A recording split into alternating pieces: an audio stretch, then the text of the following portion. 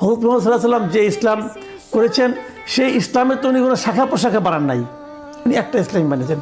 সারা দুনিয়ার জন্য একটা ধর্মগ্রন্থ কোরআন আছেন। তো একটা কোরআন যেখানে আছে, এই কোরআনের অনুসারী তো একটাই হওয়া উচিত ছিল, এতগুলি কেন?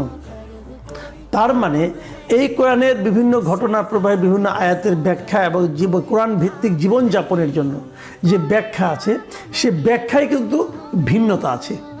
এবং ব্যাখ্যায় যদি ভিন্নতা থাকে, ভিন্ন ভিন্ন ব্যাখ্যার সবগুলো যা সঠিক হবে না, যদি সবগুলি সঠিক না হয়, হয়তো একটা সঠিক হবে, বাকিগুলো ভুল হবে। এখন কোনটা ভুল কোনটা সঠিক, এটা আমি আপনি সাধারণ মানুষ আমরা কেমনে বুঝবো? ওনারা বুঝেন, এবং ওনারা এতটাই বুঝেন যে নিজেরটা ছাড়া বাকিগুলিকে মোটামুটি বলেন যে ওখানে গেলে ইমানই নষ্ট হয়ে যাবে, তারা এমন কথাও বলেন। তাহলে আমরা কোন দিকে যাব?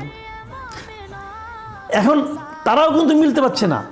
তাদের যে বিভেদটা, এটা কিন্তু নৈতিক কারণে, তাদের বিভেদের কারণে তারা আলাদা আলাদা দল করেছে ইসলাম নাম দেয়া, কিন্তু ভোটের ক্ষেত্রে এক হয়েছিল।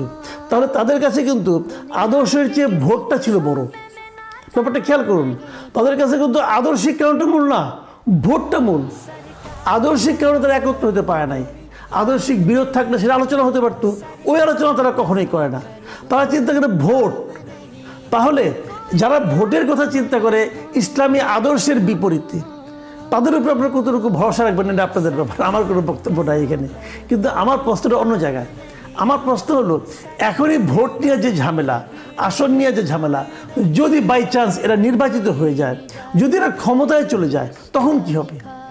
তখন তো আবার মারামারি বাঁধবে, না না আমি ক্ষমতায় যাব, আমি ক্ষমতায় এই ইসলাম প্রয়োগ করব।